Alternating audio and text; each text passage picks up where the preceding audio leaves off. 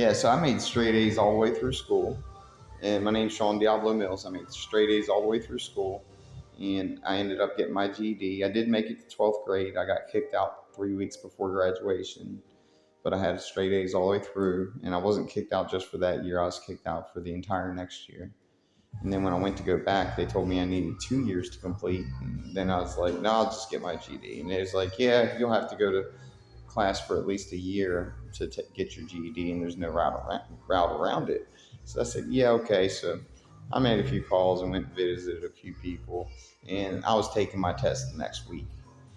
So I took that test that week, and the week after, I had letters of recommendation. You know, and I aced the test. I missed the 5 questions that had social skills in it. You know, so I missed 5 questions on the entire GED test, right?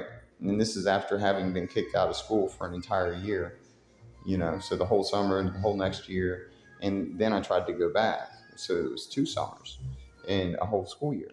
And I aced this test. So when I took the ASVAB, they have no social scores or testing in the ASVAB. I aced the ASVAB. I didn't miss any questions on it. It meant I was available for every job in the military, and all it would have took was physical testing, which I'm very highly fucking. I'm very physical. I'm very healthy. I'm very strong. I'm very intelligent. Very fast. I'm very capable and able. I have the most beautiful work. I mean, you could just look at my house and be like, what in the world, I got this beautiful house. It's amazing. I designed this place. I built it. And, it's just like, I did this in my spare time. You know, I do so much more for other people. I do really beautiful work for other people, you know, and I make places with the most integrity that I can. And this place right here is amazing. It's built for like extreme endurance on earthquakes and storms and stuff like that. And, it's all solar and natural gas or propane. We don't have natural gas here. But, it's a beautiful place, beautiful neighborhood. And you know, as long as you apply. I never went the direction at which they tried to lead me. I went my own way, the way that helps everybody, that doesn't leave victims behind, where the money's explained, where I feel like I've earned my way. And I feel proud of myself for turning down all these exceptional, opportunities, gifts, and, seemingly innocent opportunities. But I've never seen these things as innocent. You know, I'm not going to start that nonprofit that they tried to get me to start, to take all the money for the homeless and not use it towards the homeless, was the way they want to go about it. And see, I can't do it like that. You know, when people, like, let's say Jim Wilson, the builder of Malama Market, he's one of the main contractors, or the main contractor. Well, him and his buddies went around building shopping centers all across America, and they give excessive amounts of money to these people. And what they do is they try to hinder small business. Okay, so they stop permits from going through from anybody building around their sites and everything else, unless there's certain organizations. And they say that the infrastructure is not able to accommodate it and everything. Then they put these stores there, which aren't approved normally. They'll buy land that has a permit for a small restaurant, and then they'll modify that permit. And this is an illegal tactic that they do, like, to get the Malama Market built, here in Pahoa, Hawaii.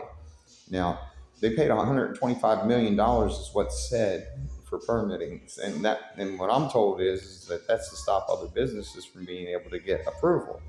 They say that we don't have enough infrastructure for small restaurants and stuff like that and personal business going in. And you've got this massive place going in that has profit sharing that makes it to where anybody that opens a business there will get crushed. But it's the only place to advertise, work, and function as a business owner, because they're not allowing other people to do it. So that's like a forced oppression, and that's a forced conquering. And then Jim brags about how they have limited parking because the majority of the businesses that are there are able to write tax write-offs, and they're well known, and so well known that the majority of the cars there will be for those businesses. So the small businesses won't be able to be able to thrive there because there's not enough parking, and it's by design. And then when you do start to do good, a profit sharing kicks in that is hard for people to understand, which will further hinder your ability to earn and and progress in your business. And the full design is to get you in debt before you start with equipment and setup, and then once you're in there to pretty much conquer your company. And that's what we got: higher prices, inflation, an attachment to all these buildings that take more money than everybody else, cost more than everybody else, therefore raising the price on everybody. Intentional design. It's called slavery. It's called usury. You know, and it's absolutely illegal to be putting excessive funds out there to stop people from building their dreams and fruitions. You know, and for them to approve that, then they should approve anything, considering that if we don't have the infrastructure for a small restaurants and stuff, which I've seen be denied here, very small. In the same time that they're allowing this kind of thing happen, where they just completely mow over a large piece of land and put little square boxes on and charge the highest rent they can, and then tell everybody else they're not allowed to build.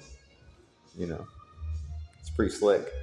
You know, but if you knew everything about those people that built that place, I know them quite well. And if they want to contest it, they can. You know, they won't like what I bring to the table. You know, I got the deepest and darkest secrets.